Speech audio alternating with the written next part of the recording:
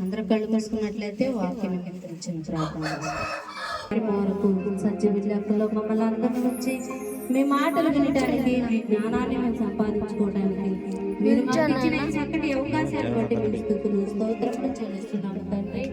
ఇక్కడ మేము కూర్చొని వ్యర్థమైన మాటలు మేము ఆలోచన చేసుకోక మీ మాటల వైపు మా మనసు ఉంచడానికి సహాయం దయచేయండి తండ్రి. ఎందుకంటే అపవాది అటు ఇటు తిరుగుచు ఎవరి మనసును పాడు చేద్దామా అని ఆలోచిస్తూ ఉంటాడు. వాడికి మేము చెక్కకుండా మీ మాటల వైపు మా మనసు ఉండటానికి సహాయం చేయండి. మీ దాసుడు నిలబడి మాట్లాడుచుండగా నిలబడ్డది మీ దాసుడే కానీ మాటలు మీ మాటలు తండ్రి. మీ మాటలు మన హృదయాంతరంగంలోకి తీసుకొని దాని ప్రకారంగా మేము జీవించడానికి మా అందరికీ మనసుకు దయచేయండి. ప్రభువును మా రక్షకుడైన యేసుక్రీస్తు వారి ద్వారా ఈ ప్రార్థన అడిగి వేడుకొచ్చున్నాను తండ్రి. ఆమేన్. క్షేమంగా ఉన్నాం. గత వారం వర్షాల ఇబ్బంది వల్ల మనం కూడుకోలేకపోయాం. ఏదేమైనా కూడిక జరపాలని మీ ఆసక్తి నాకు చాలా నచ్చింది. ఆ రోజు మీరు చాలా నన్ను తొందర పెట్టారు, కానీ అది సాధ్యపడలేదు. అందుకు నేను నా తండ్రిని క్షమించమని, ప్రభు క్షమాపణ నా పైన మీ అందరి పైన ఉంచమని కోరుకుంటున్నాను. ఎందుకంటే ఆరాధన ఎప్పుడు కూడా ఆగకూడదు. అది రాలేని పరిస్థితి అయితే అది వేరే విషయం. కానీ ఆ రోజు పెద్ద దబాటం అని కూడా కాదు, జల్లే. కానీ మనం ఆ జల్లులో కూడా ఆరాధించాల్సింది. అది ఎక్కడ చినికి పెద్దదైపోయి మళ్ళీ మనం అటు ఇటు వెళ్ళేవాళ్ళం కదా అన్న ఒక చిన్న ఆలోచనతో నేను ఆ తర్వాత చాలా బాధపడ్డాను. ఎందుకంటే ఇద్దరున్న ముగ్గురున్న ఆరాధన అనేది. Okay, thank you.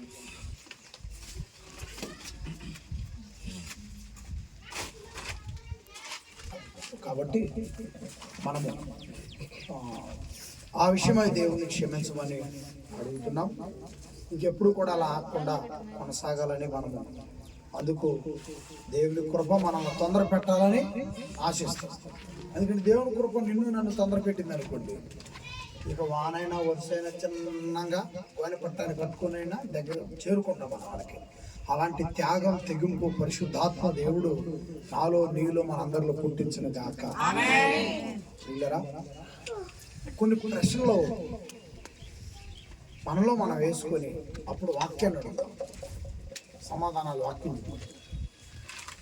మొదటి ప్రశ్న, నేను వచ్చి దేవాలయాల్లోకి లేదా దేవుడి సన్నిధికి వచ్చి కొద్ది కాలం లేదా ఎక్కువ కాలం, కొన్ని సంవత్సరాలు లేదా 10 సంవత్సరాలు దాటిపోయి ఉంది, నేను ఎందుకు ఆశీర్వదించబడలేకపోతున్నా? మొదటి ప్రశ్న ఏంటి? నేను 1 సంవత్సరం అయింది కానీ, 2 సంవత్సరాలు కానీ, 10 కానీ, ఇన్ని సంవత్సరాలుగా నేను అభివృద్ధి చెందలేకపోతున్నాను అన్న ఆలోచన నాలో ఉంది కాబట్టి ఎందుకు చెందలేకపోతున్నా? నాలో అంటే నన్ను అనుకునేది, అందరినీ తీసుకోవాలన్నమాట. అప్పుడు మనం ఎందుకు అభివృద్ధి చెందలేకపోతున్నాం? ఒకటి మొదటి ప్రశ్న. రెండో ప్రశ్న, నేను చేస్తున్న నా చుట్టూ ఉన్న న్యాయబద్ధమైనటువంటి పనుల్లో నుండి ఎందుకు నేను ఆశించిన కొలది ఫలమును తీసుకోలేకపోతున్నా? అంటే ఏం పనులు అయ్యా అనుకోవచ్చు. ఉదాహరణకి మిరగాయలకి వెళ్తున్నాం, ఇప్పుడు ఈరోజు పొల్లేరటానికి ముసలోళ్ళు పోలేకపోతున్నారు కాబట్టి తీసేయి.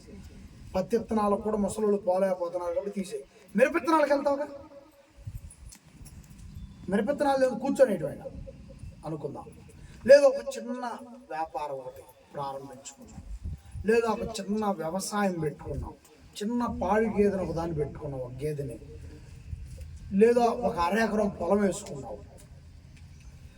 నువ్వు ఎన్నుకున్న న్యాయబద్ధమైన ఈ పనుల్లో ఎందుకు 100% ఫలితాన్ని అందుకోలేకపోతున్నావు? ఒకటి. రెండవది, 3,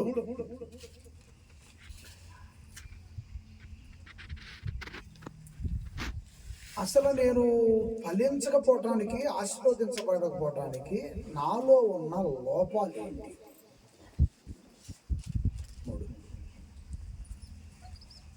మొదటిది ఏంటి? నేను వచ్చి ఇంతకాలం అయింది కదా యేసు వద్దకు వచ్చి, ఎందుకు నేను ఆశీర్వదించబడలేకపోతున్నా? ఒకవేళ ఆశీర్వదించబడినా ఆ ఆశీర్వాదాన్ని ప్రజలు చూసి అంతగా ఎందుకు లేదు? మిగతా ప్రజలు చూసి అంతగా ఎందుకు లేదు? ఉండాలి కదా. ఇప్పుడు అసలు స్థలమే లేనప్పుడు మందిరానికి వచ్చాను అనుకో, మందిరానికి వచ్చిన 2వ ఏటన్నా 3వ ఏటన్నా ఒక సెంటర్ కొనుక్కోవాలి కదా. 3వ ఏట కొనుక్కున్నావు, 10వ ఏటన్నా ఒక రేకుల షెడ్ అని వేయాలి కదా. అది ప్రజలు చూస్తారు. సరే, అంతకంటే మంచి బిల్డింగ్లు ఉన్నాయనుకుంటున్నాం మనం, ఒకవేళ ఉంటే ఉండొచ్చు, కాదంటలే, కానీ ఉదాహరణకు చెప్పుకొస్తున్నా. అదే కాదు, చాలా ఉన్నాయి ఆశీర్వాదానికి సంబంధించినవి. ఏవేటో నేను మీకు ఎవరిస్తూ ముగిస్తాను 30 నిమిషాలు. చాలా జాగ్రత్తగా నా ఎమ్మటి రావాలి. ఈ 3 ప్రశ్నలకి రోమపత్రిక 6వ అధ్యాయము మనకు సమాధానం చెబుతుంది. రోమపత్రిక అపోస్తుల వారైన పౌలు రోమాలో ఉన్నటువంటి సంఘములకు ఇలాంటి ప్రశ్నలతో, ఇప్పుడు నేను 3 ప్రశ్నలు వేశాను కదండి, మనం 3 ప్రశ్నల గురించి మాట్లాడుకున్నాం. ఇలాంటి ప్రశ్నలతో ఈ రోమాలో ఉన్న సంఘం, ఈ రోమా పట్టణంలో ఉన్న సంఘానికి వస్తున్న సభ్యులు అల్లాడిపోతున్నారు. నేను ఎందుకు అభివృద్ధి కావట్లా? నేను చేస్తున్న పనులు నాకెందుకు 100% ఆశీర్వాదం కావట్లా? నాలో ఏమైనా లోపం ఉందా అని ప్రశ్న వేసుకోలేకపోతున్నారు. వేసుకోలేకపోతున్నారా? వాళ్ళ లోపల ఏముందనేది కనుక్కోగలిగారా? కనుక్కోలేని పరిస్థితిలో ఉన్నారా? ఈ రెండిటికి సమాధానాలు ఆ 3వ సందేహం సందేహంతో కూడినటువంటి ఆ ప్రశ్నకి బైబిల్ సూటిగా సరిగ్గా సమాధానం అపోస్తులైన పౌలు గారు రోమాలో ఉండి ఆ ప్రజల సంఘానికి వచ్చి ఇలా బాధపడుతున్న వారికి సరైనటువంటి సమాధానం అందించాడు. ఏమిటా సమాధానం? 6వ అధ్యాయం మొదటి వచ్చిన, అలాగైనా ఏమందుము? కృప విస్తరింపవలనని పాపమందు నిలిచి ఉందుమా? అట్లనరాదు. పాపము విషయమై చనిపోయిన మనము ఇక మీదట ఎలాగ దానిలో. వీళ్ళు ఏం చేస్తున్నారంట? మొదటి సంవత్సరం వచ్చారు, 2 వచ్చారు, 3 వచ్చారు, కానీ అభివృద్ధి ఉందా? వాళ్ళు 10 సంవత్సరాలైంది, ఆశీర్వదించబడ్డారా? కారణం వాళ్ళు పాపములోనే జీవిస్తున్నారు.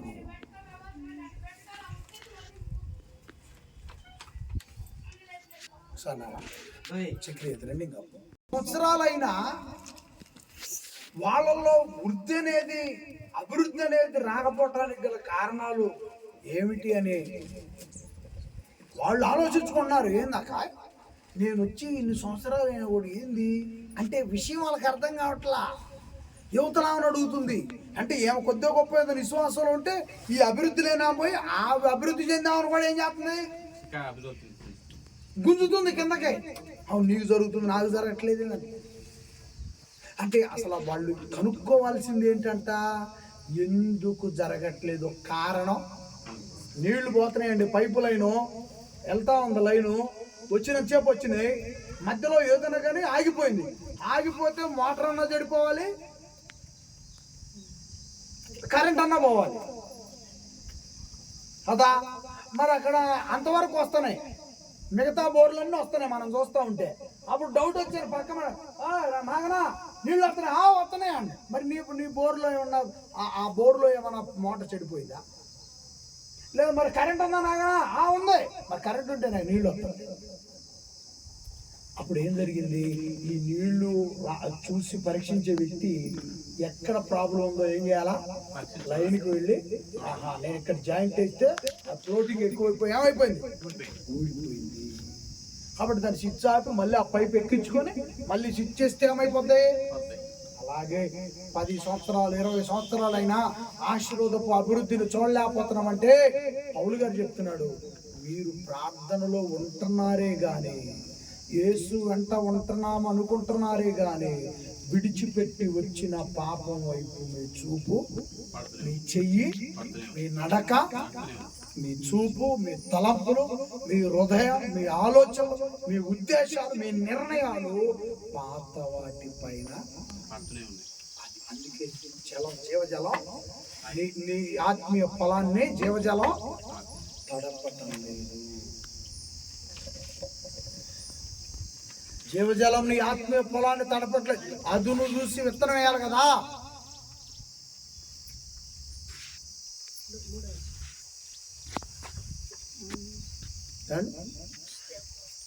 అసలు వీళ్ళు ఏ విషయాన్ని మర్చిపోయారు? వీళ్ళు అసలు ఏ విషయాన్ని మర్చిపోయారు? 3వ వచనం, క్రీస్తు యేసులోనికి బాప్తిస్మం పొందిన క్రీస్తు యేసులోనికి బాప్తిస్మం పొందిన మనమందరము ఆయన మరణములోనికి బాప్తిస్మం పొందిందని మీరు మర్చిపోయారా? మీరు క్రీస్తులోనికి ఏం జరిగిందంట? ఆయన మరణంలోనికి ఏం జరిగిందంట? అంటే ఏంటయ్యా ఈ మరణం ఏంది, ఈ బాప్తిస్మం నాకేం అర్థం కాదు. అసలు క్రీస్తు మరణం అంటే ఏంటి? బాప్తిస్మం అంటే ఏంటి? ఈరోజు నేను పాలలో ఒక ఉదాహరణ చెప్పాను, ఇక్కడ కూడా చెప్తాను. క్రీస్తు మరణం అని అంటే ఉదాహరణకి మనకు అర్థం కావటం కోసం 1 లీటర్ పాలు గోరెచ్చగా పెట్టాం. అప్పుడు 2 చుక్కల మజ్జిగ, పాలు ఎక్కువ మజ్జిగ ఎక్కువ? పాలు ఎక్కువ. మరి పడ్డదేన్ని? తెల్లారాలకి ఏమైపోతుంది? నేను ఒప్పుకోను, నేను కలవనేను, మీ 2 చుక్కలు మీరు పక్కన ఉన్న పాలు వరకు, నా పాలు వరకు నేను పక్కన కుదురుద్దా? మరి ఏమైపోద్ది తెల్లారాలకి? అది పాలు ఆ 2 చుక్కల మజ్జిగ నీటిని కలుపుకుంటది. ఈ 2 చుక్కల మజ్జిగ వెళ్ళి ఆ ఉన్న లీటర్ పాలు అంతటినీ డామినేషన్ చేస్తుంది, కలుపుకుంటది, కలిసిపోతుంది. అప్పుడు ఆ లీటర్ పాలు ఈ 2 చుక్కల్లో కలుపుకుంటుంది. ఈ 2 చుక్కల ఆ లీటర్ పాలలో కలిసిపోతుంది. తెల్లారిపాటికి ఏమైపోతుంది? క్రీస్తు పాల లాంటి వాడు, మనం మజ్జిగ చుక్క లాంటి వాడు. అంటే క్రీస్తులో ఏమైపోవాలి? మనం కలిసిపోవాలి. కానీ మన డామినేషన్ ఎక్కువైపోతుంది. కలిసిపోయేదానికంటే కూడా నేనంటే ఏమనుకుంటున్నావు? క్రీస్తు ఏముంది, ఆయన ఆడుంటాడు. ఇప్పుడు నేను కనపడతా నేనేమిటి ఏమనుకుంటున్నాను, నేను స్వభావం కానీ ఉంటే అది పాపములోనే జీవిస్తున్నట్టు అంటాం. అప్పుడు వృద్ధి చెందటానికి ఏమవుతుంది? వృద్ధి చెందటానికి ఆలస్యమైపోతుంది, అడ్డం వస్తుంది. ఇలా ఉదాహరణలు చాలా చెప్పగలను, కానీ చాలు. మీకు చాలా బయట ఉంటారు, కానీ ఇది ఒక్కటి చాలు. చక్కగా దాన్ని మనం మజ్జిగ లాంటి వాళ్ళం. ఏ మజ్జిగ ఎన్ని ఉన్నాయో, పాలు ఎన్ని ఉన్నాయో, మజ్జిగ కూడా ఎన్ని పోస్తావా? పోతే ఏమైపోద్ది? పనికి తొట్టుకు పోయేటివారు. ఆ పాలు ఏ గేదె అయితే ఆ పాలు ఇచ్చింది, మళ్ళీ దానికి పోయి నువ్వే తాగా.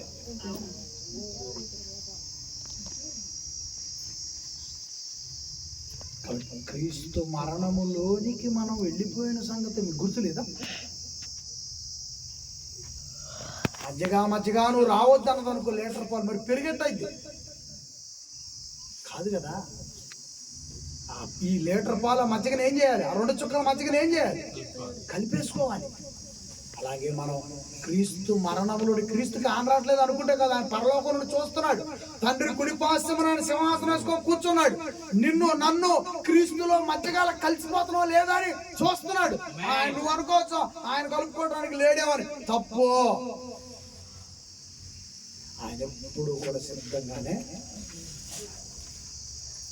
కాబట్టి ప్రియులరా, యేసుక్రీస్తు అలా మరణం పొందాడు.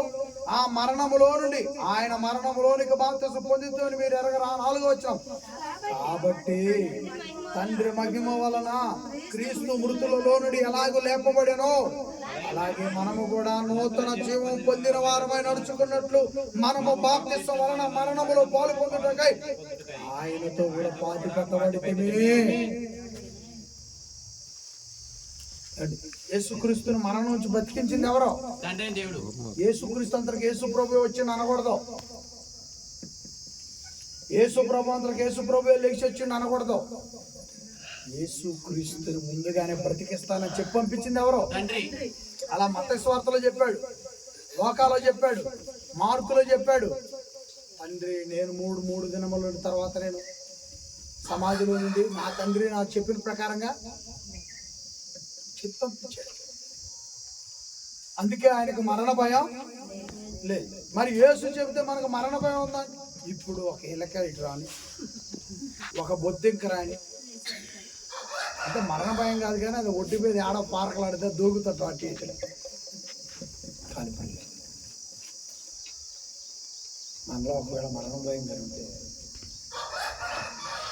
ఆ మరణ భయం ఉన్నంతసేపు పాపంలో కనుంటే పరదేశీకి వెళ్ళలేము, అవకాశం ఉందా? అందుకని పాపం మనలో ఉండకుండా ఉండుటకు మనం ప్రయాసపడు. ఎందుకంటే మనము క్రీస్తు యొక్క మరణంలో పాలిపంపులు పొందిన వాళ్ళమై ఉంటాం. నూతన జీవం పొందిన వారమై నడుచుకోవాలి. మనం నూతన జీవం ఉంటే నిన్ను నూరంతల స్థాయికి తీసుకువెళ్ళి. మనము నూతన జీవాన్ని ఆశించలేదనుకో. నూతన జీవం అంటే ఏమనుకుంటున్నాం మనం? ఆ 10 ఏళ్ల నాడు ఏదో ఒక తారీఖును బాప్తిసం పొందుతాం కదా, ఆ రోజే నూతనం అనుకుంటున్నాం. ఆ రోజు నూతనమా? ప్రతిరోజు నూతనమా? ప్రతిరోజు నువ్వు నూతనం ఉండాలి. ప్రతిరోజు నీవు నేను నూతనంగా ఉంటే చాలా ఉంది. పిల్లరా, మనం ఎక్కడున్నా అక్కడున్నా ఎక్కడున్నా ఏ ఊళ్ళో ఉన్నా ఎట్లా ఉండాలా? నూతనంగా ఉండాలి. క్రీస్తు. ఏమండి 5వ వచనం, మరియు ఆయన మరణ యొక్క సాదృశ్యము ఆయనతో ఐక్యము గలవారమై, ఆయన మరణములో ఆయనతో ఐక్యము గల చెప్పాను కదా, పాలల్లో ఈ 2 చుక్కలు ఏమైపోతున్నాయి? ఐక్యమైపోతున్నాయి. డామినేషన్ చేయకూడదు, డామినేషన్ చేయకూడదు, కలిసిపోవాలి. కలుపుకుంటున్నాయి, పాలు కలుపుకుంటున్నాయి, మధ్య కలిసిపోతున్నాయి. అలాగే యేసుక్రీస్తులో మనం డామినేషన్ లేని వాళ్ళంగా ఉండాలి. డామినేషన్ ఒకవేళ మనలో ఉంటే అది యేసు నామములో తొలగిపోవును గాక. యేసులో మనము విలీనమైపోవాలి. విలీనం అంటే ఏంటి? కలిసిపోవడం. ఒకే శరీరముగా భార్యాభర్తలు ఒకే శరీరముగా ఎలా ఏకమవుతున్నారో మనము యేసుతో ఏకమవ్వాలి. యేసుక్రీస్తుతో మనము ఏకమవ్వాలి. యేసుక్రీస్తు అవయవాలలో ఒక అవయవం అవ్వాలి. మనం సంఘము ఒక దేహం అయితే అవయవాలు మనం ఉంటాం.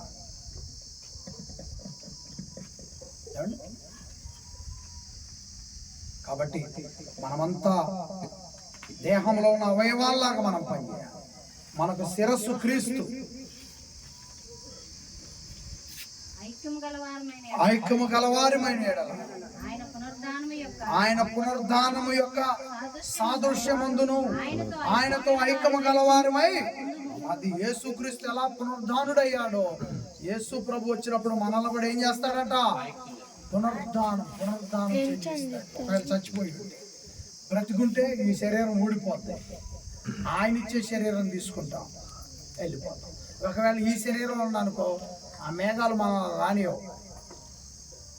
ఈ శరీరంతో మేఘాలు మనల్ని పైకి రానియవు. ఈ శరీరం ఊడిపోవాలి. మనం వెళ్ళిపోయేటప్పుడే ఊడిపోద్ది ఈ శరీరం. ఆయన ఇచ్చే శరీరం. మరి సమాధిలో ఉన్నప్పుడు మీరు ఏడ్చేటప్పుడు, ఓ నాను నాకెంత బాగా చూసుకున్నా, ఆఖరికి ఎన్నిసార్లు ఏడ్చేటప్పుడు రాకపోతే ఆడవాయి ఆ ప్రేమ ఏడ్చు. అప్పుడు ఏమైతే ఇంక లేనా మగలేండి నా పోటీ పెడతారు పోటీ ఉంటాడుగా, లేండి తీసేయాలండి. అన్ని వేసిపోయి ఏం చేస్తారు? ఆ గుంతలో వేస్తారు. ఇప్పుడు ఆ రోజు వాళ్ళ నాన్నకేసి చర్మం మళ్ళీ బయటకు వద్దా? కానీ మృతుడు మాత్రం బ్రతకటం, మృతుడైన వాడు బ్రతకటం ఖాయం.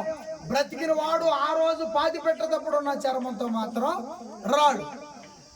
అతనికి దేవుడిచ్చే చర్మం ఉంది, ఆ చర్మంతో లేచి వస్తాడు. మరి ఇప్పుడు మనం ఆరాధన చేస్తున్నాం, మరి ఇప్పుడు వచ్చాడు, వాళ్ళు లేచారు సమాధుల్లో, వాళ్ళు చర్మం. మన పరిస్థితి ఏంది?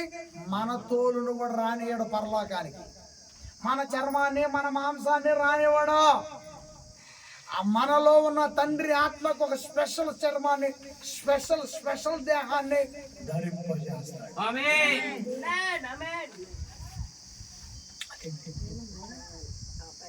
క్రీస్తు పునరుద్ధానం ఎలాగైతే చెందాడో తండ్రి దయ వలన, మనము యేసు క్రీస్తు దయ వలన మనం కూడా పునరుద్ధానం చెందే అవకాశం ఉంది. ఒకవేళ పునరుద్ధానం చెందకుండా ప్రభు వస్తే ఆయనతో కూడా వెళ్ళే అవకాశం. చాలా మంది ఏమనుకుంటున్నారు, యేసు ప్రభు ఈ భూమి మీదకి వచ్చి మరియమ్మ గారు ఎలాగైతే భూమి మీద ప్రభు జన్మనిచ్చిందో అప్పుడు తిన్నాడు కదా, 33 సంవత్సరాలు అప్పుడు తిన్నట్టుగానే తింటాడు, అప్పుడు నడిచినట్టుగానే ఇక్కడ నడుస్తాడు, ఆయన కుర్చీ వేసుకొని కూర్చుంటాడు, 1000 సంవత్సరాలు ఆయన పరిపాలన చేస్తాడు అని. యేసు క్రీస్తు ఇంకా భూమి మీదకి రావటం అనేది లేదు, ఆయన ఈ నేల మీద కాలు మోపడు. ఎందుకని? యేసు వచ్చేటప్పటికి నేల ఏమైపోద్ది? శూన్యం అయిపోద్ది. యేసు రాకడతో ఈ ప్రకృతి వినాశనం అయిపోద్ది. ఈ ప్రకృతిలో ఏమి కనపడవేక, మానవుడు నివసించడానికి ఏమి ఉండవు. ఎందుకంటే అసలు మానవుడే ఉండడు కాబట్టి మానవుడికి ఇంకా ఇక్కడ అవసరమైనవి ఏమి బోడిదైపోతుంది సమస్తం. కాబట్టి యేసు ఎక్కడికి వస్తాడు? యేసు ఎక్కడికి వస్తాడంటే మధ్యాకాశానికి వస్తాడు. సమాధుల వాళ్ళు మధ్యాకాశానికి వెళ్ళాలి, బతుకున్న వాళ్ళు మధ్యాకాశానికి వెళ్ళాలి. అందరూ కూడా ఎక్కడికి వెళ్ళాలా?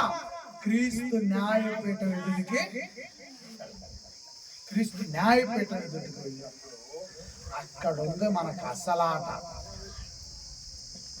క్రీస్తు న్యాయపీఠం ఎదుట నీతిగా యేసు కొరకు బ్రతికి ఏం చేసిన వాళ్ళని డిబేట్ చేస్తాడు. ఇప్పుడు చూద్దాం.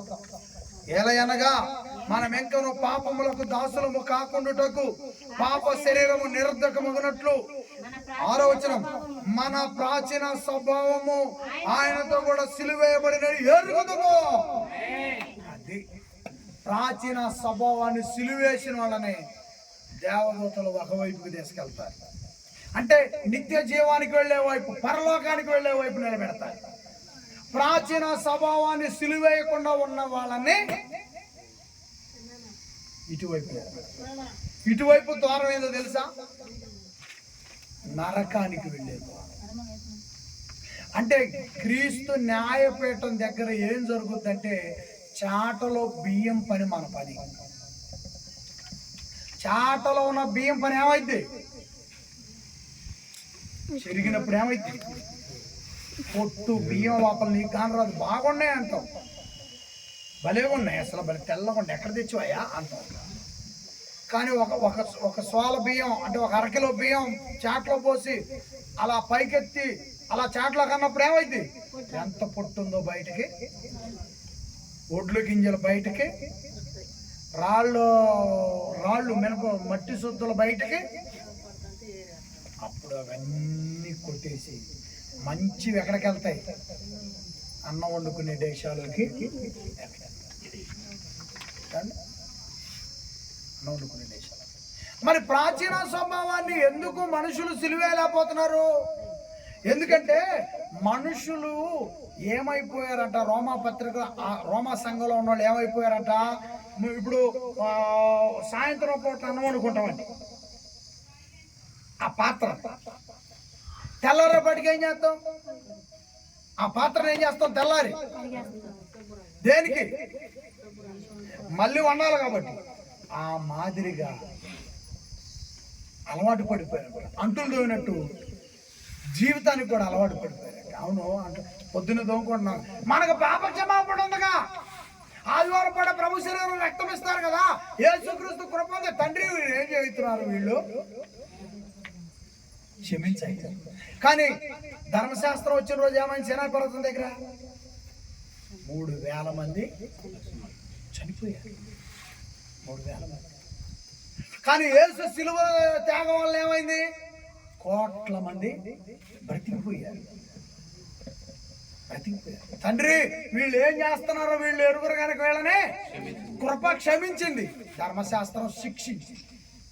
యేసు కృప ఉంది కదా, ఇంకేముంది? పొద్దున సాయంత్రం అన్నం అనుకున్నాం, ఆ పాత్ర తోముకున్నట్టుగా యేసున్నాడు, ఆదివారం వెళ్తాం. 10 రోజులు తోముకుంటాం కదా పాత్ర, అలవాటు పడిపోయాం. అలాగే మన క్రైస్తవ జీవితాలు కూడా అలవాటు పడిపోయామంట. మందిరం మీరు కాదు, ఇక్కడ రోమా పత్రికలో ఉన్న దానికి సమాధానం చెప్తున్నాడు పౌలు గారు. మీరు అలవాటు పడిపోయారు రోమా ప్రజలారా. యేసుక్రీస్తు కృప ఉందని మీకు నిర్లక్ష్యం వచ్చేసింది. ఆదివారం వెళ్తాం, ఆయన శరీరం ఇస్తాడు. ఆదివారం వెళ్తాం, ఆయన రక్తం ఇస్తాడు. ఆయన కృప ఉంది, పాపాలు క్షమించబడతాం. కారణం ఏంటి? అంటులు దోముకొని శుభ్రం చేసుకునే అలవాటు ఉంది కదా. ఈ అలవాటు వల్ల జీవితంలో కూడా ఈ అంటుల్లో అలవాటుకి జీవిత ప్రవర్తన కూడా అలా అలవాటు పడ్డారంట. అప్పుడు నువ్వు ఎలా నీ ప్రాచీన స్వభావాన్ని సిలువేయకుండా నువ్వు 30 వంతులు ఎక్కడ దాడతావు, 60 వంతులు ఎక్కడ దాడతావు, 100కి ఎప్పుడు చేరతావు? ఎందుకు నేను అభివృద్ధి చెందట్లా? వచ్చి 1, 2, 10 అయింది, 20 అయింది, నా అభివృద్ధి ఏది? యేసు దగ్గరని నువ్వు అడుగుతున్నావే. ప్రాచీన స్వభావాన్ని సిలువేశావా అని దేవుడు అడుగుతున్నాడు. ఏమండి, రోమా ప్రజల్ని ఎంత బాగా మోటివేషన్ చేశాడు పౌలు గారు కదండి. ఎంత బాగా కదిలించాడు వాళ్ళని కదిలిస్తూ, అయ్యా మీలో ఈ లోపం ఉంది, అందుకే మీరు అనుకున్నటువంటి స్థాయిని దేవుల్లో ఎదగలేకపోతున్నారు.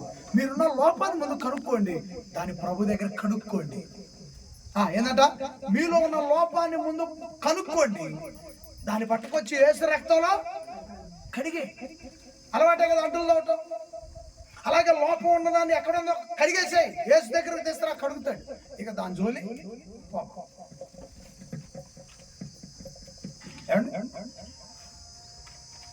ప్రాచీన స్వభావం ఆయనతో కూడా సిలువేయబడి నేను ఎరుగుదుము. 7, 8, 9 వచ్చినారు. చనిపోయిన వాడు పాప విముక్తుడు, తీర్పు పొంది ఉన్నాడు.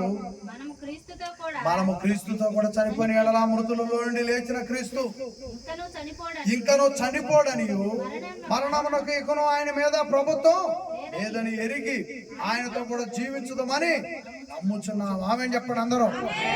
యేసు జీవించుచున్నాడు. ఆమేన్ చెప్పండి. యేసు జీవించుచున్నాడు. యేసు జీవించుచున్నాడు. ఆయన సజీవుడుగా నాతో నీతో ఇక్కడ ఉన్న వాళ్ళందరితో ఈ ప్రపంచంతో ఉన్నాడు. యేసు మన తండ్రి దగ్గర సజీవుడుగా ఉన్నాడు. ఆయన ఇక్కడ మనతో ఈ సహవాసములో ఉన్నాడు. అవునండి, జాతి ఇక్కడికి రావాలంటే చాలా కష్టం.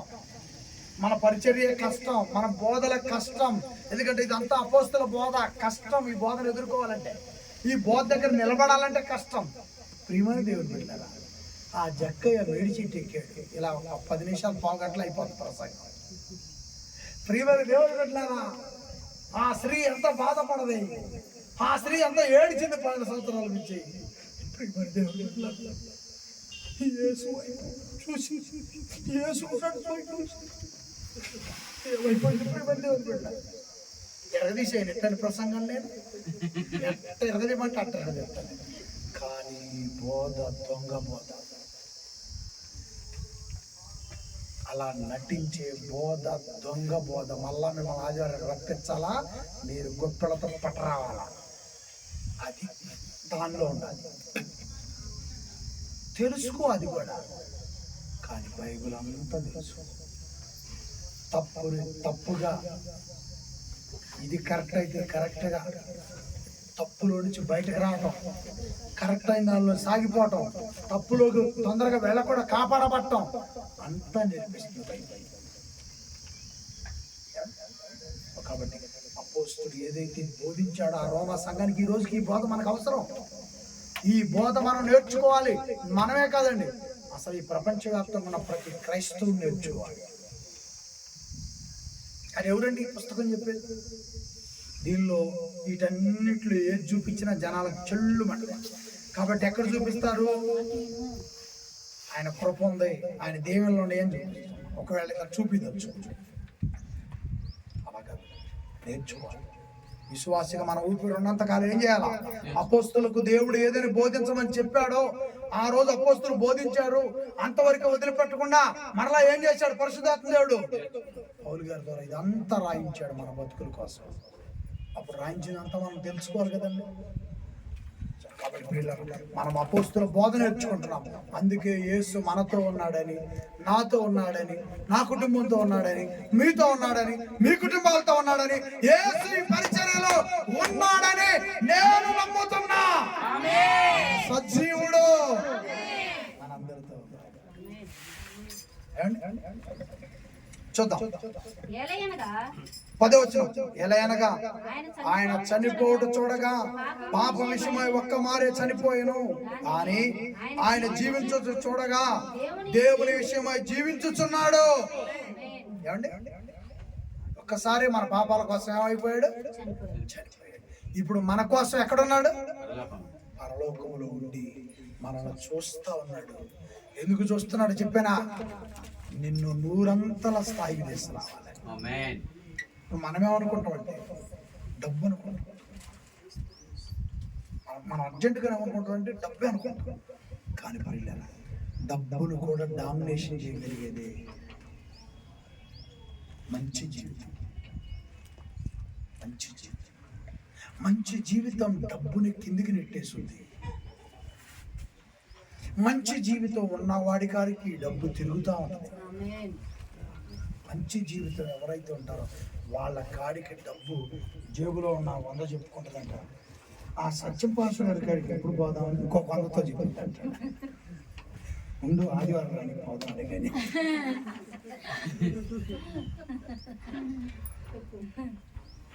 దేవుడండి, దేవుడండి, దేవుడండి చెప్పిస్తారు. మంచి క్యారెక్టర్ ఉన్నాడు కాడికి విశ్వాసైన సేవకుడైనా మాయతో వచ్చే డబ్బు, డబ్బుకు డబ్బే మాట్లాడుకొని మన కాడికి వచ్చి కళ మార్గం. ఇది నూతన మార్గం, ఇది నూతన జీవపు మార్గం. అది కట్టు కథలు చెప్పి, పిట్ట కథలు చెప్పి ప్రజలను రాబట్టుకుని ఈ గల్లాలో వేయించుకునేది దేవుడు లెక్క చేసే వాదా డబ్బు అది కాదు. అది పరలోకంలో రాయబడదండి. పరలోకంలో రాయబడాలి. నీ డబ్బు, నీ కానుక పరలోకంలో దాచబడాలి. కాబట్టి అందుకనే యేసు జీవించుచున్నాడు. మన క్యారెక్టర్ విషయంలో మనల్ని 100%, 30 దాటాలి, 60 దాటాలి. 100కు వస్తే మంచి క్యారెక్టర్ తో 100కు వస్తే ఈ క్యారెక్టర్ కలిగిన వాడి చుట్టూ యేసు క్రీస్తు యొక్క సంపద చుట్టూ తిరుగుతుంది. అందుకే యేసు జీవించుచున్నాడు అని నమ్ముదాం. మనతో ఉన్నాడని నమ్మాలి, మనల్ని నడిపిస్తున్నాడని నమ్మాలి. 11 వచ్చిన అటువలే మీరును పాప విషయమై మృతులుగాను, దేవుని విషయమై యేసు క్రీస్తునందు సజీవులుగాను మిమ్మల్ని మీరే. ఏం కావాలంట? పాప విషయంలో ఏం కావాలంట? పాప విషయంలో ఏమైపోవాలంట? దేవుని విషయంలో ఏం కావాలంట? సజీవులం మనం. ఏంటి పాప విషయంలో చచ్చిపోవటం అంటే? ఇంకా 2 మాటలు ముందుకు చదివి నాకు ఇంకా బాగా వివరంగా ఉంది. తర్వాత నేను ఆ వివరం చెప్తాను.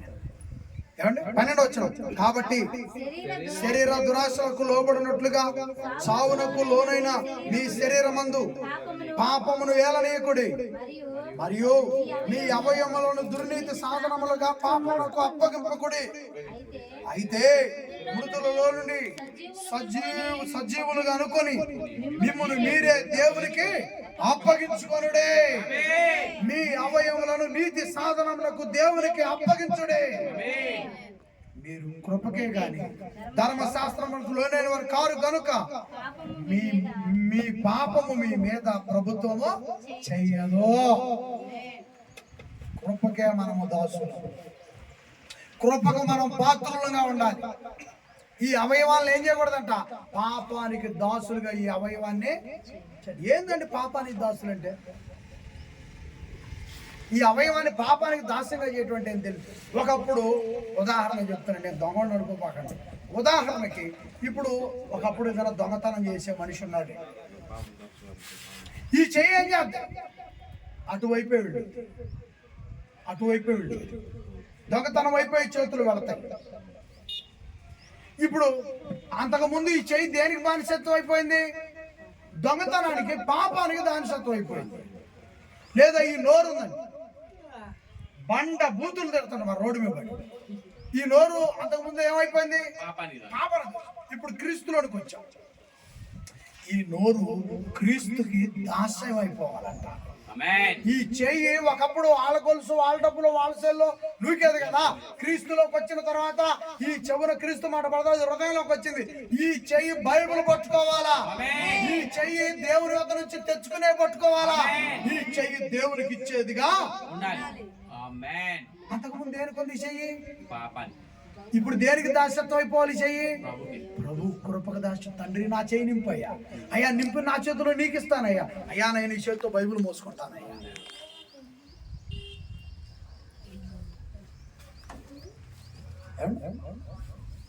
మరి మాకు జీవాలు ఉండే నేను చిన్నప్పుడు దేవుడు ఎంత ఉన్నా అప్పుడు ఆ రోజు మా నాన్న ఏదో పోలేకపోయాడు, నేను పోయాను. అంతకుముందు ఒక 2 రోజుల క్రితం ఏం చేశాడంటే మా నాన్నకు తెలిసిన ఒక వ్యక్తి ఒక పోతుని తీసుకొచ్చి మా జీవాల్లో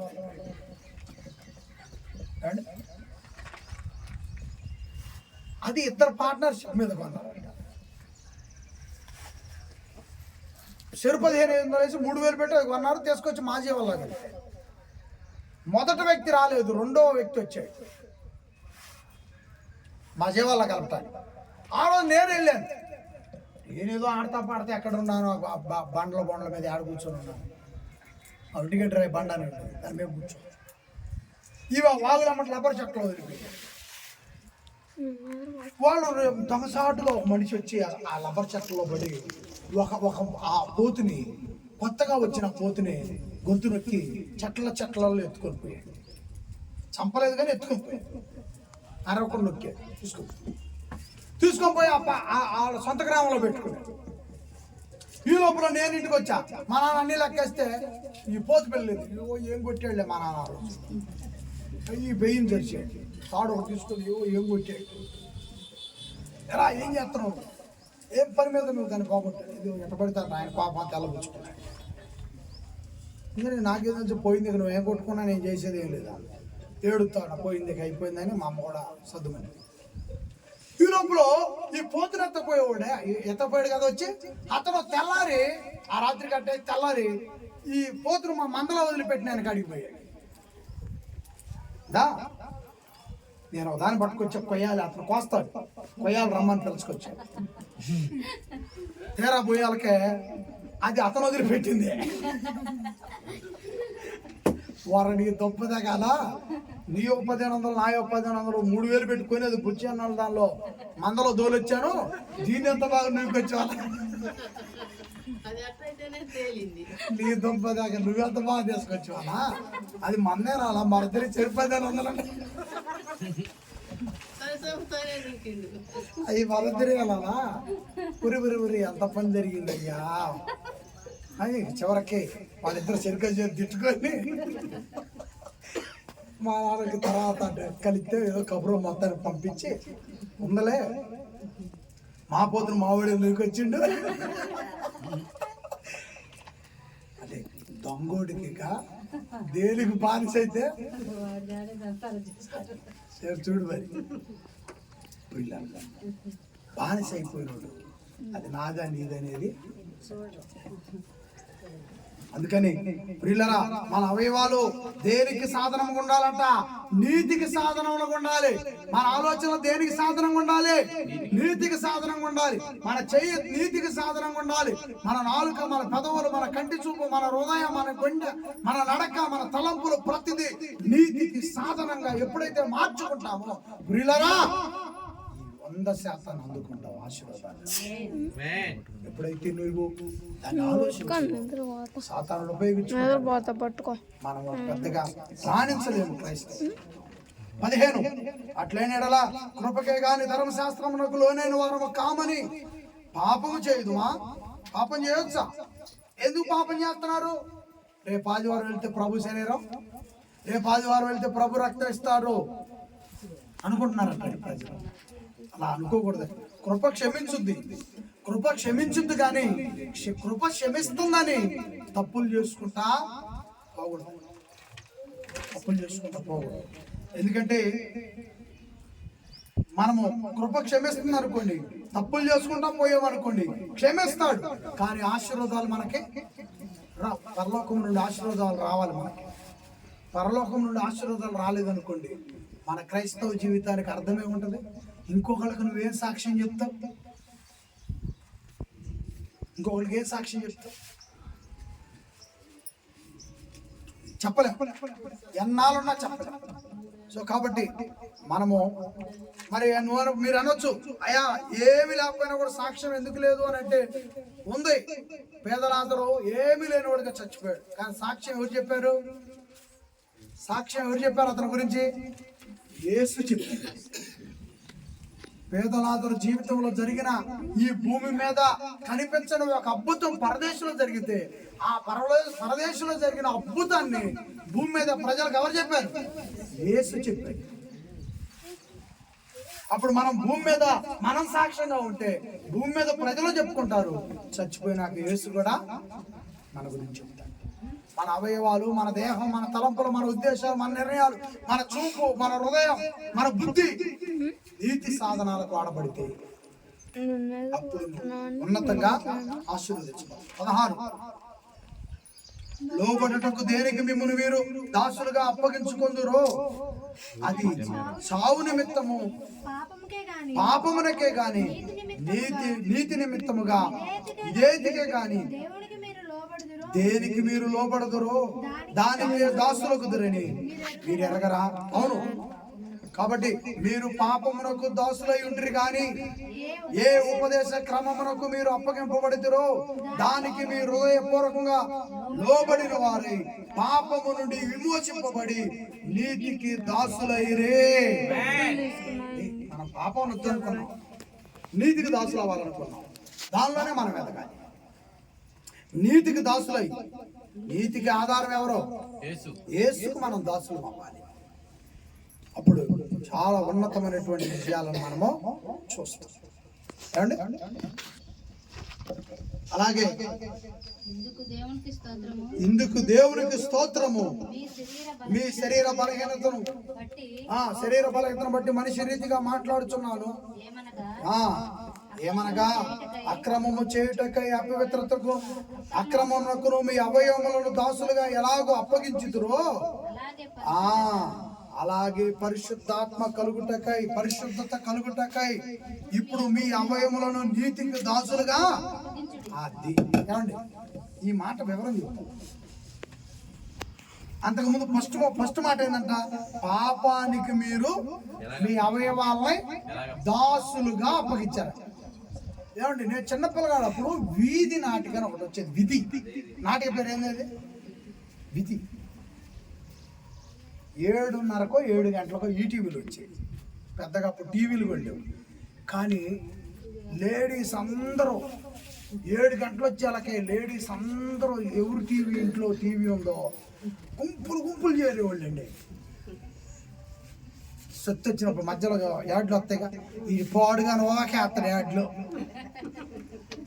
ఏదా యాడ్లు వాళ్ళకి డబ్బులు ఇచ్చేది వీళ్ళు ఒక చోటమే. ఆ యాడ్లోనే వాళ్ళకి డబ్బులు ఇచ్చేది. కానీ వీళ్ళు యాడ్ వచ్చినా కూడా డబ్బులు ఇచ్చేవాడు యాడ్ వేసుకున్నా కూడా ఒప్పుకోరు. అంటే ఈ కళ్ళు దేనికి పెట్టారు? ఎవరిని కత్తి తీసుకొని అత్త పాలన పడుతుంది, పాలన అతను దుష్య ఆ కత్తి తీసినప్పుడు 4 సార్లు మ్యూజిక్ పెడతారు. ఆ మ్యూజిక్కి ఆ కళ్ళు బాగా ఏమైపోయినాయి అంట, దాస్యం అయిపోయింది. ఆ కళ్ళు ఆ దాస్యం అయిపోయింది దాన్ని. ఇప్పుడు యేసులోకి వచ్చావు కదా, అదే కళ్ళు ఇప్పుడు దేనికి దాస్యం అవ్వాలంట? బైబుల్ చదవటానికి బానిస అయిపోవాలి, దాస్యం అయిపోవాలి. అంతకుముందు యేసులోకి రాకముందు టీవీకో లేకపోతే ఇంకో దానికో అనేకమైన దేవుడికి ఇష్టం లేని దాస్యం అయిపోయినాయి కదా. ఇప్పుడు యేసులోకి వచ్చిన తర్వాత ఈ కళ్ళు బైబుల్ చదవటానికి దాస్యం అవ్వాలి. యేసు కొరకు అంతకుముందు ఈ చెయ్యి సినిమా యాక్టర్ల కోసం పోయేది. ఈ చెయ్యి ఏది చెమటలు బట్టి. నేను ఎప్పుడైనా సినిమాలు పోతే టికెట్లకు నేను పోనండి. చిన్నపిల్లప్పుడు పోయేవాడిని 10-12 ఏళ్ళప్పుడు. సినిమాలు పోతే ఏ రోజున టికెట్లకు పోయి మా అన్నయ్య అక్కడ ఆయన పంపించాడు, నువ్వే ధీరుడు వీరుడు అనేవాడు. వాడు దూకేవాడు, వాడు పోయేటప్పుడు లేదు తల దూకుని నీట్గా వెళ్ళేవాడు. దా బుకింగ్ కార్డు తెచ్చుతాం చక్కగా గుండీలు ఉండవు, వాడు జుట్టు చెదిరిపోయి వాడు చెవట బట్టి అప్పుడు అతను బయటికి అన్నా తెచ్చువానా, నేను పోతే తేకుండా ఉంటానా, అది అట్టారు బట్టి ఫస్ట్లో నేను 10 సార్లు వదులుతున్నావు. ఏమైపోయింది అన్నా ఎంత అంటానా, అరే ఆడ పోయి నాకు 100 అన్నాడు రా, ఫస్ట్ మనం 50 అనుకొని పోయా, తీసా నాకు ఆడ 500 తీసా, ఖర్చు పెట్టేసా, మనకు 300 పెట్టుకున్నా. ఏమైపోయింది చెయ్యి, పాపాన్ని చూడటానికి బానిస. ఇప్పుడు యేసులోకి వచ్చాం, ఈ చెయ్యి ఏం చేయాలి, యేసు కొరకు ఎంతైనా ఈ చెయ్యి బయటకి రావాలి. ఒకప్పుడు టికెట్ కోసం చెమట చొక్కా గుండెలు ఊడిపోయినాయి, అప్పుడు ఈ చెయ్యి బాగా వెళ్ళింది కదా బుకింగ్ లోనికి. వీడు చెయ్యి పడుతురే, నువ్వు ఆగురా, నేను ముందు వచ్చి ముందు దూరుతాయి, డబ్బులు పెట్టి దూర్చావు కదా చేతులు, ఆ కంతలో కింత కంత ఉండేది దూర్చు. అది ఎక్కువ కూడా ఇవ్వడం, 2-3 చేతుల్లో పెట్టేస్తాడు వాడు, ఈ లేక ఈ దీనిలో ఇచ్చావు కదా. ఆ చెయ్యి ఇప్పుడు వేసుకున్నాను,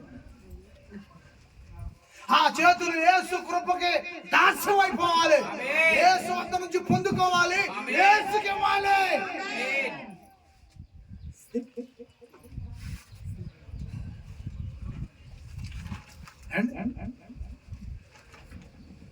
సూపర్ గా చెప్పాడండి పౌలు గారు, అదిరిపోయేటట్టు చెప్పాడండి రోమా సంఘానికి. ఎందుకు రా మీరు ఆశీర్వదించబట్లే 10 ఏళ్ళు 5 ఏళ్ళు 20 ఏళ్ళు, ఎందుకు నువ్వు నేను ఆశీర్వదించబట్లేదని ఆడే కొట్టుకొని అవతలలో చెప్పి మరి వాళ్ళు ఏది ఉన్నదేంటో తెలుసా, నువ్వు ఏ బానిసత్వంలో అయితే పూర్వం జీవించావో యేసులోకి వచ్చినా కూడా అదే బానిసత్వపు బ్రతుకుతున్నావు. అందుకే నువ్వు 100% ఎదగలేకపోతున్నావు. నీవు ప్రాచీన స్వభావాన్ని ఏం చేయాలా, సిలువ వేయి. ఈ మాట చెబితే ఏమంటున్నారు, అసలు ఈ సేవకుడిని ఎత్తిపోయిద్దాం అని తల కర్ర మేకు చెక్క తీసుకోవాలి, ఈయన కొడితే పోయిద్దాం సిలువు, కానీ నన్నుగా సిలువు కొట్టాల్సింది. ఈ ప్రాచీన బ్రతుకుని ఏం చేయాలంట, సిలువు తీసుకుంటా. ఇప్పుడు ఇలా ముగిస్తున్నాను, ఇక ముగిస్తాను. 20 వచ్చిన, మీరు పాపమునకు దాసులై ఉన్నప్పుడు పాప విషయమై నిర్బంధం లేని వారు ఇంట్రీ. 21, అప్పటి క్రియల ఫలం ఏమి మీకు కలిగినో వాటి అంతము మరణమే. అంతం మరణం ఏమైపోతుంది, పాపమునకు వచ్చు జీతం. అవును, సో కాబట్టి పాపం వల్ల మీకు అంతమే మరణమే. కానీ 22 చెప్తున్నాడు అండి, 23-22, అయినను ఇప్పుడు పాపం నుండి విమోచింపబడి దేవునికి దాసులైనందున పరిశుద్ధత కలము, దాని అంతం ఏంటంట, చచ్చిపోయిన క్రీస్తులో పరిశుద్ధంగా ఉండి చచ్చిపోతే ఆ అంతం తర్వాత నిత్య జీవం. అంతం తర్వాత నిత్య జీవం. 23, ఎలయనగా పాపము వలన వచ్చు జీతం మరణమే, అయితే దేవుని కృప వరము వలన దేవుని కృపా వరము మన ప్రభు అయిన యేసుక్రీస్తునందు నిత్య జీవం. చెప్పలు అంటే ప్రభుని మహిమపరచండి. నిత్య జీవాన్ని ఇచ్చే ప్రభువుకి మహిమ కలుగును గాక. యేసు మహిమాన్వితుడు. అలాంటి కుమారుని ఇచ్చాడు తండ్రి మనకు. తండ్రి తన మహిమని తన కుమారుడికి ఇచ్చి మనకు పంపించాడు.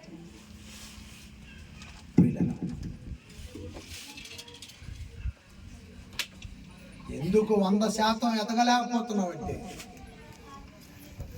క్రీస్తులోనికి రాకముందు నువ్వేవైతే చేసావో క్రీస్తులోనికి వచ్చిన తర్వాత మరలా వాటిని చిన్నంగా ఒంట్లోనికి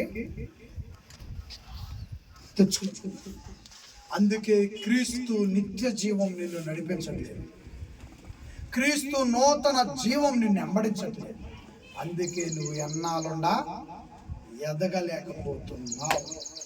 ఆ రోజు రోమా సంఘాన్ని పౌలు గారు క్లియర్గా చెప్పాడు, అద్దిరిపోయేటట్టు చెప్పాడు. కళ్ళు తెరిపించాడు. డైరెక్టర్గా కాదు, పత్రిక రాసి డైరెక్టర్గా జైల్లో ఉన్నాడు అప్పటికి. డైరెక్టర్గా నడితే ఇంకా అసలు కానీ డైరెక్టర్గా చెప్పినట్టే చెప్పాడు, పత్రిక ద్వారా డైరెక్టర్గా చెప్పినట్టే చెప్పాడు. అందుకే నువ్వు ఇన్ని సంవత్సరాలైన సంఘానికి వస్తున్న కుటుంబాలు నేను ఎదగట్లేదని ఎవరైతే వాళ్ళకి చెప్పుకొని బాధపడుతున్నారో వాళ్ళందరికీ సమాధానం ఇదే. నీలో ప్రాచీన జీవితాన్ని రెండవది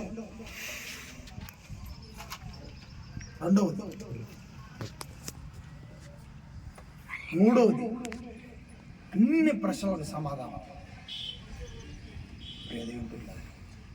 ఆలోచించండి, ఇంటికెళ్ళి బాగా వినండి.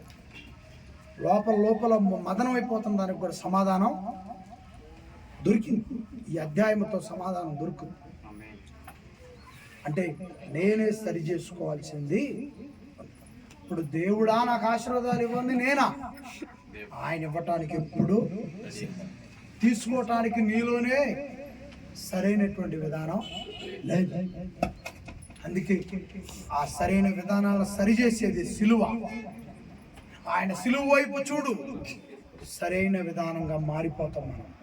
ఆయన సిలువ రక్తపు బొట్టును జ్ఞాపకం చేసుకో, మేకులు జ్ఞాపకం చేసుకో, ఆయన పొందిన మరణాన్ని జ్ఞాపకం చేసుకో, ఆయన తిరిగి లేచిన పునరుద్ధానాన్ని జ్ఞాపకం చేసుకో.